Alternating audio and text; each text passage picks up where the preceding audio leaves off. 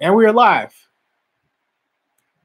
Hey everyone, is it going in your neck of the woods? It is 9:20 p.m. Eastern, 6:20 Pacific. This is an early start time for Zenny62 on YouTube Live.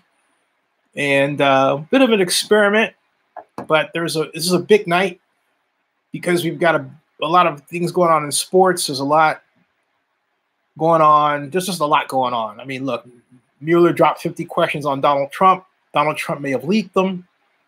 Everything's going on, man. But right now we're talking about three things: the Raiders, the Falcons, and the Alabama Crimson Tide from the perspective of one man, my good friend and longtime football reporter, AP Steadham. AP, how you doing, my man? Hey, Zenny. Great. Thank you for having me tonight. Oh, hey, I'm honored and I'm blessed to have you as a friend and honored that you're able to spend time with us tonight. This is outstanding. So right off the bat, I want to talk about the Falcons in kind of a bit of a reverse order. And because the Falcons drafted Calvin Ridley. In fact, I'm going to Twitter right now, folks, and what I'm going to write is talking Calvin Ridley with the Alabama Crimson Tide expert, A.P. Steadham. How'd you guys like the way I said that so stiltedly, right? But but hey, you know, you gotta when you're tweeting here, you gotta make sure you get all that good. You gotta make sure you spell everything right, okay? Like Alabama, Alabama. You ever talked out spelling Alabama? It's like a 5-year-old when I do that. Get all the A's in there. Get all the A's, yeah. It's like I'm talking Alabama. That's like I feel like I'm back in school or something, you know. Alabama. You know, it reminds me of you remember Forrest Gump? Yes, absolutely. Greenbow. Is there really a Greenbow, Alabama? Is that no? There isn't. No. Oh, no. I'm heartbroken. Yeah, no, but there is a town with a similar name. I'm trying to remember it right now because you know the quarterback, Rainbow City. How's that? Oh, Rainbow City. Yeah, how about that? Rainbow City, Alabama. What? For those like myself, I've only been to Alabama once, and I was at a barbecue in Mobile. Mm-hmm. And okay, we're only about 2.5 hour drive from Mobile, Alabama. So I'm in Atlanta. Yeah. And my first thought was that, I mean, I'll just be really 1,000,000% honest. If you are black and you've never been to Alabama, you are caught with stereotypes in your head. Folks, everybody was nice, okay? And I firmly go with this. America is the greatest nation on earth. And its people act like that toward each other for the most part. You know, there are tail holes every place, right? But I had a great time in Alabama, which I would imagine. Having said that, Calvin Ridley must have had a heck of a time as the big man on campus, or was he the big man on campus for Alabama? Calvin Ridley is now the NFL draft first-round pick of the Atlanta Falcons, star wide receiver. What say you about Calvin Ridley? Yeah, Calvin was one of the top players ever since he was a freshman. And there was a receiver in front of him. Robert Foster was a 5-star receiver from Pennsylvania, and Robert got hurt. Calvin was a freshman. So after the third game, Calvin took over, and I think he ended up catching in his freshman year 70-something passes. Wow. So that was his freshman. That was his freshman stats, right? Now, I remember reading and hearing that he was a big, perhaps one of the best high school players in the country, which, you know, he went to Alabama, so it's no surprise that he would be that. But was that the case? Yeah, oh, he was a top-notch receiver. In fact, Zenny, I'm going to clarify that. It was 89 receptions as a freshman. Whoa. Wait. What? Say that again? 89 receptions as a freshman. Oh, my God. 89 receptions. Is that a record for freshmen at Alabama? I believe that is the record because I think Julio, if I recall, had 59 as a freshman. And then Amari came along, and I think he topped that number. And then Calvin came along, and of course had the 89. Yeah, Amari. I'll just check here right quick. Yeah, Julio had the 59. Oh, you know what? I think Amari had the 59. I guess it was, and then maybe Julio had 59 or 60, yes, or 58. You know, they're right close to each other, but then Calvin blew them both out of the water with 89 as a freshman. What was that due to? Did that coincide with Lane Kiffin or Steve Sarkisian? Yeah, Lane Kiffin, because Steve Sarkisian was only the offensive coordinator for the one game at Alabama. That was the Clemson championship game where Alabama lost. Mm-hmm. Yeah, but Lane Kiffin, his style was to run quite a few of those bubble screens, those long passes to the sideline that are essentially handoffs, long handoffs, right? Yeah. But, because Amari Cooper, he had only 45 as a sophomore, and 59 to 45. Then as a senior, he had an incredible 124. Oh, geez, Louise. We're on with AP Steadham. AP, before we go further, for those who may not be familiar with you and your work, tell them what you do. Yeah, Zanny, I've been covering Alabama athletics for over 10 years. Originally, I was with Bama Mag on BamaMag.com. That was a publication that was out there for about 35 years, and they went online the last couple of years, and they merged with Bama Online. So wrote for them some, and last season kind of pretty much provided the videos for some of the stories. And but I've been on radio quite a bit last season. I'm on every week, 15 stations across the state of Alabama and Pensacola included. So have you gotten to that point where you can walk into any bar and somebody will buy you a drink? Not particularly, Vinny, and no, hasn't reached that point. But we get into discussions, and if you bring your name up, of course, it's really because of the popularity of Alabama. They'll recognize anybody who writes about that subject.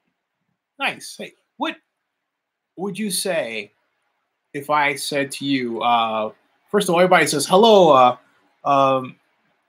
AG, nice to have you here. But when I first thought about the pairing of Calvin Ridley and Julio Jones, in the next breath, I thought, well, how are they going to get along, both being from one school and both being the star wide receivers? Do they actually know each other? What's that relationship going to be like, do you think? Will Julio bring him along, or will Julio stymie him out of jealousy or something? No, Julio's the ultimate team player, and Calvin's the same way. So I believe that if Calvin was looking to get some action, he'd pick the right team, because you're going to try to double team Julio. So Calvin better be ready to catch a lot of passes with Matty Ice. Hey, and I'm glad.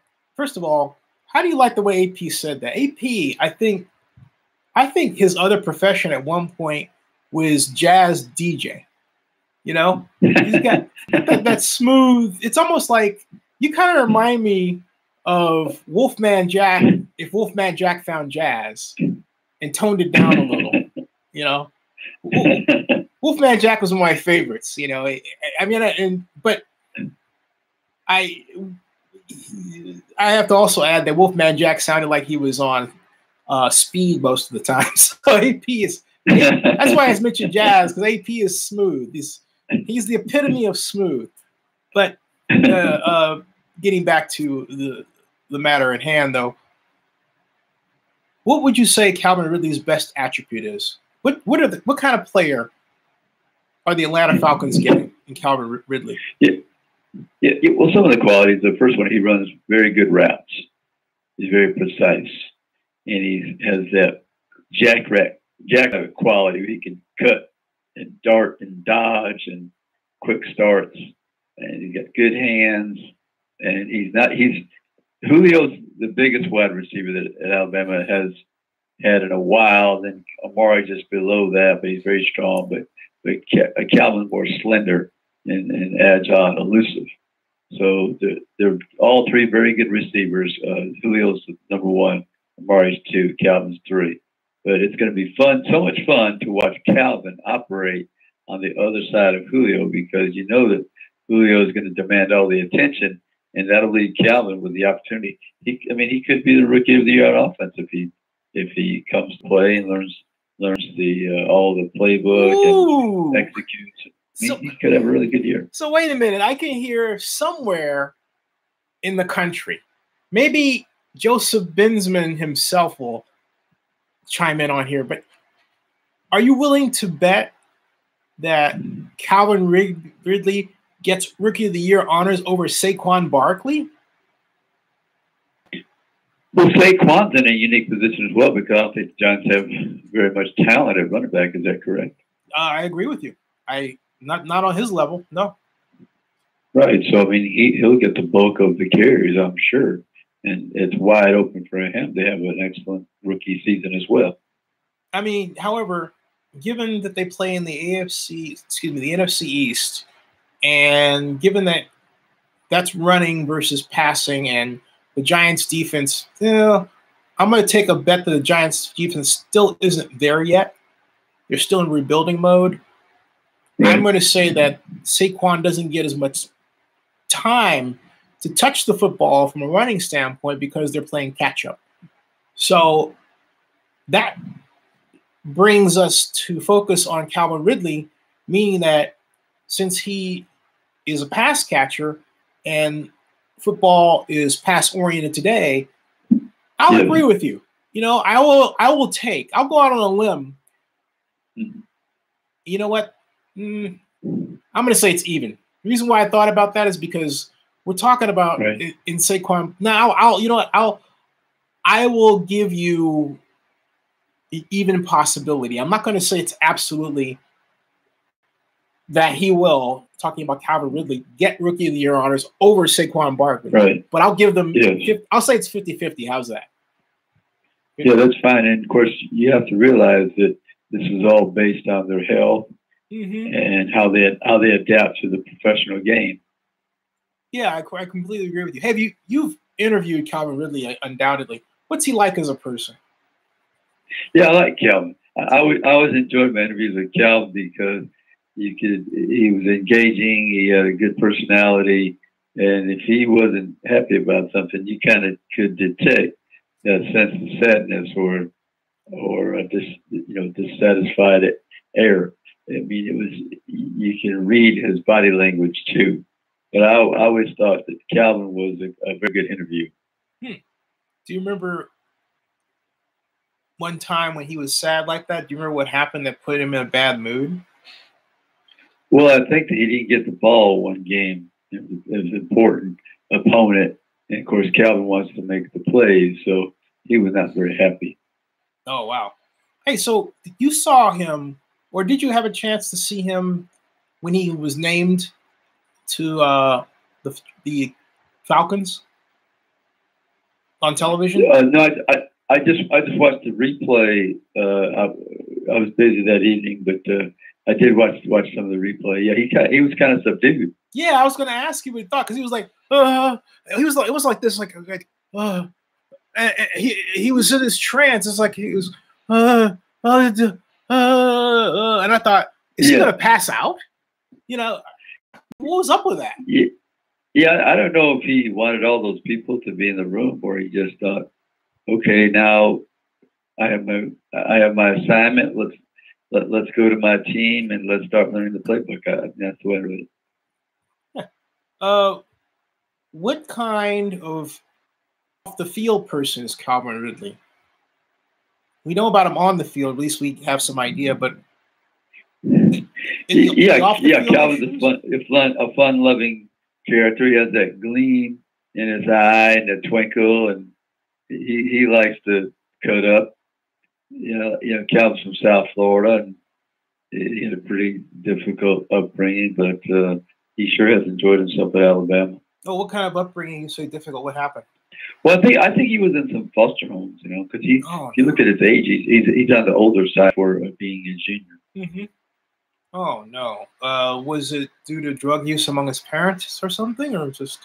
Yeah, you know, Zenny, I never really explored that part of it, but I just know that it wasn't an easy lifestyle for him. I mean, he's 23 right now as a junior. Which does put him on the old side. I mean, he just, I mean, without question. But on the other hand, the Falcons get a player who's, I would think, more mature than the norm, right? Yeah, Calvin could be serious. You know, I know he was thrilled as anyone would be with the draft. So he's, you know, I know that I think Calvin's going to enjoy playing on the same team with Jones. Wow. So shifting gears away from Calvin Ridley for a second, and I'm mindful that you're on the clock, by the way. How would you assess Alabama's performance in the 2018 NFL draft? Who went where? What are your thoughts? Well, number one, I mean, just overall, they set a couple of records. It was the most for Alabama, the University of Alabama, in one draft, and was the most ever by one school in the SEC. So those are significant numbers because I think LSU had 11 one year. So those are nice things to have on your resume if you're Nick Saban, that he produced a class that had 12 draftees and then 5 have signed so far. The free agents had 17 are going to get a chance. Wow. Is that a record for the Crimson Tide this year? Yeah, I mean, it's definitely a record for 12 in the first round, and it's definitely a record for the SEC 12 by one team. What does it say when you have one conference that's so dominant over, for example, the Pac-12 to me should be embarrassed by its consistently poor showing of late. What do you attribute the Pac-12 just pulling up so poorly in the draft and in bowl games? What do you think that's all about? Do you think it's the legalization of stuff out there? I think that the Pac-12, I mean, I'm not certain those players understand the amount of effort that needs to be put forth to be a championship quality team. I remember I interviewed USC a couple times before they played Alabama, and they thought they were ready. Of course, what was the score? Is any 56-3? Yeah, it was bad. So, so when you start saying you're ready to play Alabama, I mean, I wouldn't even make that statement. I'd let my ball playing do the talking, because that just incites them. And it's one thing if you say it and you're playing and it's funny, a lower tier team, but you play someone like Alabama, they don't need anybody tweaking them because they have the ability to extend themselves and play, give that extra special effort and annihilate you. Yeah, and I'm glad you said that, because someone made the comment about a player. I'm not going to say who the player was out of fairness, but this person was drafted. No, I will say it. It was Ron Jones II out of USC, went to the Bucs. And I think Ron Jones is going to do a fantastic job.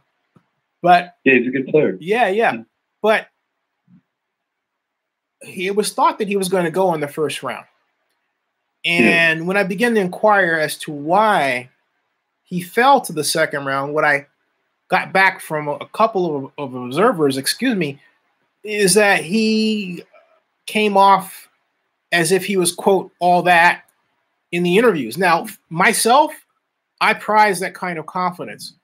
And it's sad today that we have people who aren't comfortable with an African-American young man who's confident. But there is a certain type of cockiness that is born of that USC athlete, right? That that doesn't always match the performance of the team afterward. And I think if you take Ron Jones II, Ron Jones Jr.'s reported, cockiness, and then match that with the SC team as a whole and these score outcomes versus Alabama, it should come as no surprise that Alabama just blew them out. Because when I heard that about Mr. Jones, I thought, someone needs to instruct him that he should come out, he should present himself in a Southern way. Yes, sir. No, sir. Humble, right? But when you humble yourself like that, there's this desire to really work hard, this burning inside you that says, I'm going to prove I'm the best between the lines, not in my attitude off the field, but between the lines. Would you say that fairly describes a lot of Crimson Tide players? Yeah, the way Alabama, they have confidence because they put in the effort, but I don't think they're trying to tell you they're the greatest thing since Jim Brown or Joe Namath or Joe Montana or some of these other, Adrian Peterson. I mean, they're trying to play like they're going to make the team. Mm-hmm. They're playing with that focused effort. And I always tell somebody when you see a freshman come in and he's talking about winning Heisman, my comment is always, well, let's see if he can make all Big Ten or all Pac-12 or all SEC before you start winning Heisman. Work his way up. Hey, so speaking of Alabama, you went on a very special trip this weekend. Tell my viewers about it. Yeah, this is the 50th anniversary celebration of the Alabama Sports Hall of Fame in Birmingham, Alabama, and it was a terrific class of 8 people, and then one person was named the Distinguished American Sportsman. But they had, entering the Hall of Fame was Tim Hudson, the Auburn University pitcher, went on to play in the major leagues for 17 years for Oakland, the Giants, the Atlanta Braves. You had Terrell Owens, who was from Alexander City, Alabama, played for University of Tennessee, Chattanooga, played for a number of teams, played in Super Bowl. T.O. Yeah, Chan Gelly, who was from Georgia, but he won a national championship at the Detroit University in the mid-'80s. Yep. Coached the Dallas Cowboys, right. I think, Pittsburgh, Buffalo, something like that. Yep. Mm-hmm. He was inducted, played at the University of Florida, quarterback. You had Johnny Davis, a great fullback from Alabama, who led the team in rushing at Alabama for 3 straight seasons. You don't see that against any. Then he went on to play professional football. He was the blocking back for Ricky Bell when they went to the championship game against the Rams in 1980. Then he was traded to the San Francisco 49ers and scored a touchdown in that Dwight Clark game where he made that catch in the back of the end zone. And then Johnny was the first African American from the University of Alabama to win a Super Bowl, play and win a Super Bowl. And and also you have Stuart Saint, the golfer from Huntsville, went on to compete at Georgia Tech. You had Catherine McMahon, a gymnast, University of Georgia from Alabama. She's now a doctor. And then you have Bill Jones, a record-setting basketball coach at Jacksonville State. He did pretty well as a player there also. And then you had Jimmy Rain, was the American sportsman. He's, I think, the richest man in Alabama. Whoa. So you were in, as they say, a rarefied air, Tall cotton. Tall cotton. What was the highlight of the evening for you personally? Well, for me personally, it was my friend Johnny Davis getting into the Hall of Fame. He was a special individual to me. For those that don't know, Johnny also plays the organ and the piano. He cannot read the music, but he can play anything you might suggest. So he's terrific, and he actually played the organ and the piano at my dad's wake and funeral. Wow. And so would you say that T.O. was humbled by the event, or was he overly emotional? I'd love to be, a fly on the wall. Yes, he was. He had to step away from the podium initially. I think it took him a minute just to regroup. He couldn't get the words out. Wow. Well, did he come? It was that long. Did he come with anybody? Was he? A lot of tears. I didn't see very many people with him. No, I did not. The PR person was there, of course, but I didn't see anybody else with too much. Right. Wow. Now, because I know you got 30 minutes, but before we close, I want you to tell viewers about the production you're working on, the documentary called The Wishbone Boys, right? Yes, correct. They can go to that site, wishboneboys.com, and it's a formation that was implemented by the University of Texas in 1968 in Alabama in the fall camp approach. Coach Bryant, Paul W. Bryant, switched from the regular pro set two-back passing style to the wishbone offense in August, with 3 weeks to go out to Southern California and play them at the Los Angeles Memorial Coliseum. Alabama had played them year before in Birmingham. That's when Sam the Bam Cunningham ran all over Alabama. They beat the Tide 42-21 in Birmingham. Could have been 60 points, but John McKay was the coach, a good friend of Coach Bryant, so I'm sure he held the score down. But it was a whipping, and so here's a person who's coming off two back-to-back 6-win seasons, and he changed this high-risk offense with 3 weeks before they play a team that beat them by 3 touchdowns going on the road to the Coliseum to play the mighty Trojans. Wow, and that was when the Wishbone was born. That was when the Wishbone was born for Alabama. They used that offense for 12 years. Coach Bryant was on the cusp of maybe retiring, or even he thought about coaching the Miami Dolphins. He took the job and then backed out. And then he went out to win 3 more national championships and 100 wins in a decade. That was the first time that ever happened in any school. So he's really one of the best second chapters in collegiate sports. And he had a bold and courageous decision to change the wishbone. Hey, so help me here. Are you telling me that Paul Bear Bryant, was this close to becoming the Dolphins coach? Was that before Don Shula? I mean, it was. Yes, it was, because the Dolphins had Shula became the coach. I know the New York Jets beat the Baltimore Colts in January of '69, and I'm trying to remember when Don Shula took that position with the Dolphins. I think it was 1970, 70, because he went to the Dolphins and he coached the Dolphins to Super Bowl VI against the Dallas Cowboys. Okay, right. So and they lost. He took over the position in 1970, I guess it was. So Coach Bryant was offered that position before he was. Yes. Wow. Talk about a fork in the road. Talk about if were it not for this thing, I would have done that thing. What you just said is very much that kind of example of what we're talking about, right? Funny how life works that way, man. Yeah, absolutely. Coach Bryant always said if he changed jobs on the collegiate level, he probably would have coached UNC. Wow, something else. Hey, so where are you? And tell my viewers how they can find out more about the Wishbone Boys. Yeah, check out wishboneboys.com. And if you look on the front page, there's a trailer. And then also, if you look on the news tab, you see more trailers.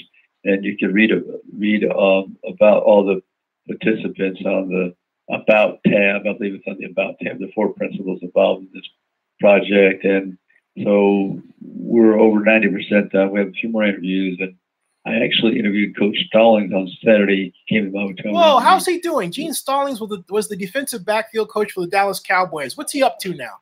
How old is he? Correct. He's 83 years old. He's retired, living in Paris, Texas, but he does come back to Alabama for different functions. And he was there for the Alabama Sports Hall of Fame. Wow. Man, Paris, Texas. And is he just living the life and relaxing and just Well, he's still out there with that cattle. He owns a lot of cattle and on a farm, and so he's still out there. I don't know if he's hopefully just supervising, because he's 83 years old now, so he's had a couple of strokes and a heart attack. Oh, man. Oh, my goodness. He's a pretty tough individual. My heart goes out to him. And, hey, how can my viewers read about your interviews with these great people? Yeah, I mean, they can Google my name and look at all the things I've done in the past, and there's videos there. There's stories that I've written, from BamaMag.com to Bama Online, and different interviews I've done. But the Wishbone Boys, they can check out that for our project, and then they can always follow me on Twitter at AP Steadham, and for those who like Facebook, I'm on there as well. But hey, that's some of the ways you can find me. You'll never guess who just popped up, AP. None other than the man who is the reigning Giants fan here, the man who I think it's a fair bet would take our bet regarding Calvin Ridley versus Saquon Barkley for Rookie of the Year, Joseph Binsman. Joseph Binsman, how you doing? He has this question. He says, hey, AP, how did you feel? Hey, Joseph. He says, how did you feel, that Bo Scarborough, a great running back, was a good value pick, steal rather, by the Cowboys? I felt, this is Joseph saying this, I felt it was a good pick. Hope he has a good pro career. What are your thoughts about Bo Scarborough? Yeah, Joe, I mean, you can tell Joe that Bo has some ability. He's a big back. And if he can get going north and south, then he's very hard to tackle because he's about 230 pounds. And he has some speed. He can actually catch the football, too. He's had some injuries to his career. And once he does have an injury, sometimes it takes him a while to get back into full gear. But if you use him properly, he'll probably have some good production for the Cowboys. Wow. Hey, I know you got to go, and like I say, I'm blessed to get you for as long as I can get you. I think we ran a little overtime. Oh, okay. But yes, hey, always a pleasure. You got it, man. Definitely. So, folks, he is AP Steadham. Follow him on Twitter. Look at his works. Do a search on him. He's all over, literally all over Alabama football. And you know what? Hey, is there a history? Is there a Hall of Fame award for people like yourself? Should be. I'm not sure, Teddy, but is there a red jacket for you? What's that last part? I didn't quite hear. Is there a red jacket for you? You know, like a green jacket. The Masters get a red jacket as a great media guy covering the Crimson Tide. Yeah, I'm sure somewhere. But yeah, check us out. We'll be on radio this fall. Like I say, 15 different stations around the state of Pensacola. And we always like chatting about outdoor athletics and SEC football and just sports in general. You know, it's always fun to have a discussion. Cheers. All right, man. I'll talk to you later. Thanks a lot. Thank you, Danny. Yes, yeah. He is AP Steadham. He was on with myself, Joe Binsman, a number of other people for our fantastically great, I thought. I don't know what you thought about Joe Binsman or, hey, Barry Lee, but I thought our mock draft, not of last Friday, but the Friday before, man, time flies, doesn't it? Oh, my goodness. Boy, I mean, time flies too fast. What'd you think about that, Joseph? That was something else, wasn't it? Barry Lee, how you doing? How's everybody? And while I'm waiting for that response, I will say I'm going to tap out a little early to get some rest. But Joseph Binsman says that was a fun mock draft. We ought to do that again next year. But when I'm thinking about it, what I'm thinking, Joe, is I'm thinking that we need to do another live stream, just recap with all of us, because I'd like to know what Melissa Rubin, who is a Baltimore Ravens super fan, she hates when I call her super fan, but I want to know what she thinks about Lamar Jackson becoming a Raven. And we used to say, hey, is Rick Rice, I think it was Rick Rice that used to say this. Rick Rice, I think, got tired of my Rick Rice is this guy who would sort of troll, right? And so I would troll back in a way that was appropriate to the channel, this channel, defending the realm, if you will, right? But at any rate, I digress. But Rick Rice used to always say, he would type, is Joe Flacco an elite quarterback? So we have to ask, does Joe Flacco think Lamar Jackson's an elite quarterback? Yeah, Barry Lee says, hey, I remember that troll. Yeah, you notice he sort of disappeared. I really believe that Rick Rice would hang around all night long, just monitoring my channel, and every time a video would pop up, it didn't matter what time, 4 o'clock in the morning, whatever, whenever the spirit moved me, he would be right there, generally to thumb it down. I'm serious. Because I didn't pay attention to this pattern at first. Then I noticed that why is it that every time I put up a video, it seemed like, regardless of the time, within like 60 seconds, excuse me, it would get thumbed down. And I thought, oh, maybe that's just my fragile ego. And I thought, no. There's something to this. So I would just, for grins, right, put up a video at, if I happen to wake up at 2:30 in the morning to go and, use the room, right? I just put up a video to see what happened, and boom, there he was. And then one day he chimed in and he said, don't you ever get any sleep? And I thought, yeah, it's him, right? Christopher Crawford says a hater blocker is on. I don't know. I mean, I don't care that a person is a hater. What I care about is, it's one thing to be a hater, but does being a hater have to take on, I hate to say it, the look of a psychotic? That's really what I thought. I thought, oh, that's awfully sick. And I know that there are people who are upset to this day regarding my position, or what they think my position is regarding the Vegas and the stadium. But so what? And then there's all this. He was part of that in a sense, and then I guess he got to know me and toned down, or maybe he just got tired. But whatever it was, I just have to say it was strange. And I did address this with him, and I said, "Hey, you're not really a fan." He goes, "No, I am a fan. I'm a fan. I live in Fresno." And I'm thinking, man, you can't be a fan and act like that. And the simple fact that he's not here means I'm right. That was weird. I just have to say that was one of the more bizarre episodes of the entire period of talking about the Oakland Raiders' effort to leave Oakland for Las Vegas, which is still that. It's still an effort, okay? So, boom. Back to my thought about Joseph Bensman. Oh, Joseph, I forgot to ask you about this while I had AP on the show, so I will ask you right now. Saquon Barkley, do you think that Saquon Barkley will be Rookie of the Year over Calvin Ridley with the Falcons? What say you?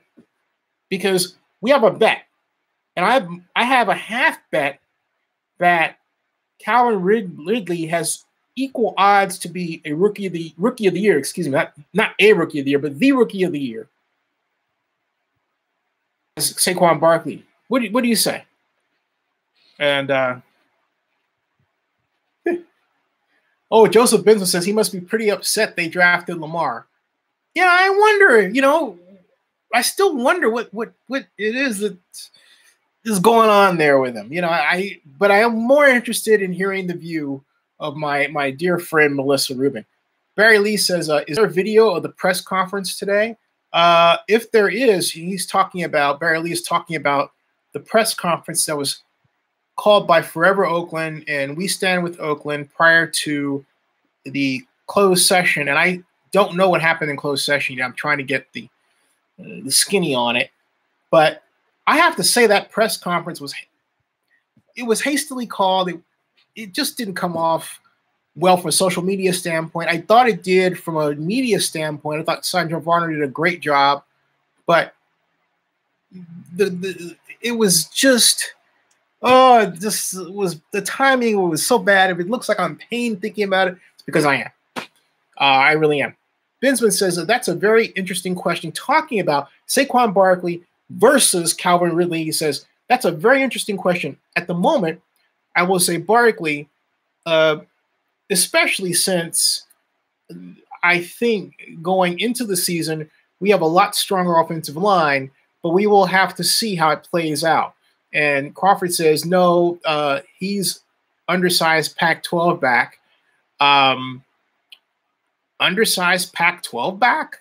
We're talking about Calvin Ridley versus Saquon Barkley. There's no Pac-12 in this. So we want to explain that.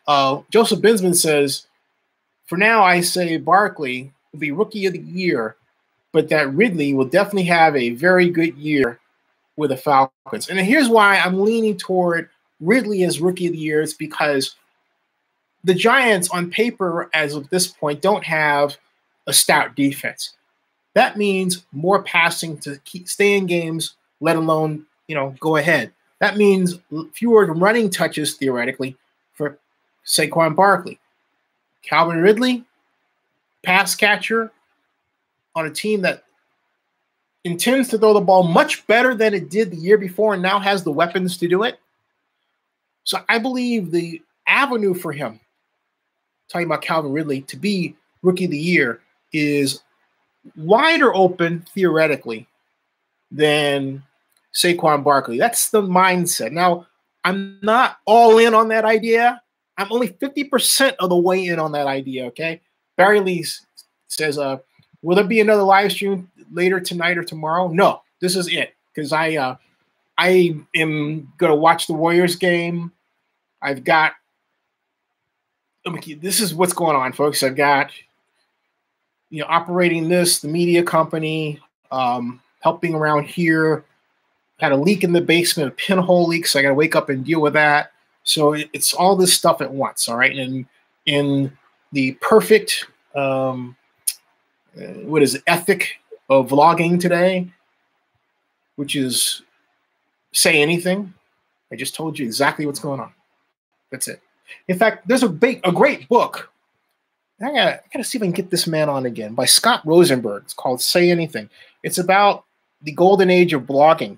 But I think there should be a book about the golden age of vlogging, right? I haven't seen that. I don't know what that would look like. Okay.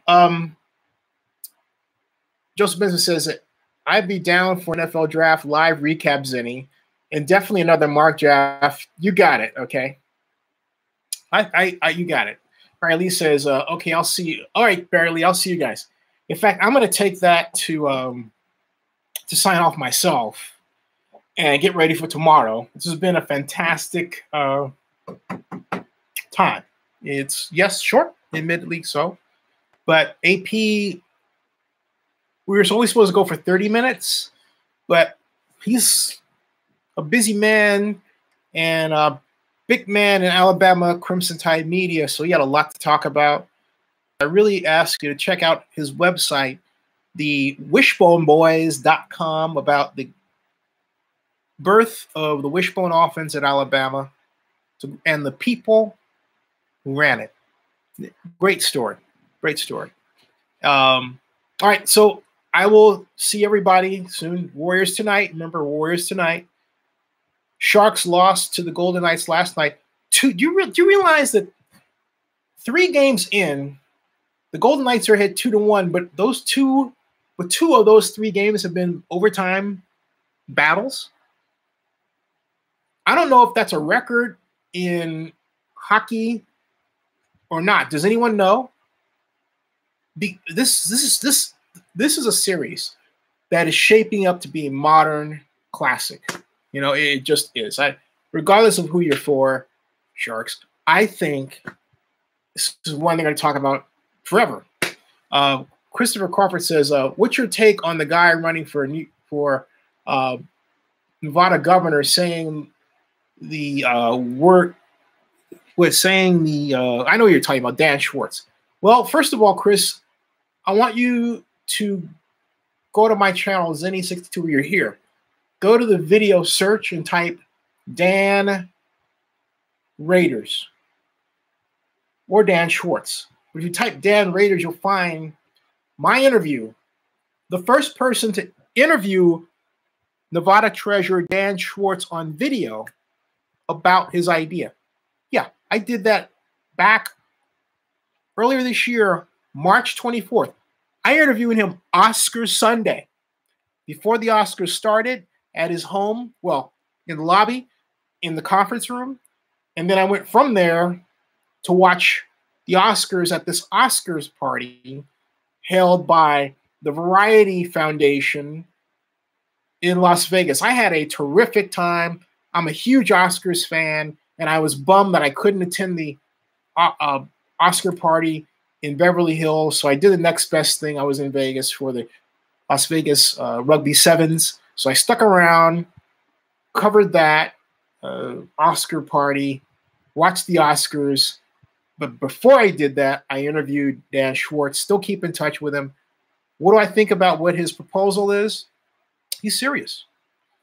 Because Dan Schwartz, talking about the Nevada treasurer, is a good government guy. Now, look, is there an element of this sort of P.T. Barnum-ish, I need attention to get votes for my political agenda? Of course there is. But is he right in his target? He absolutely really is. Because the Nevada legislature did not act by public decree.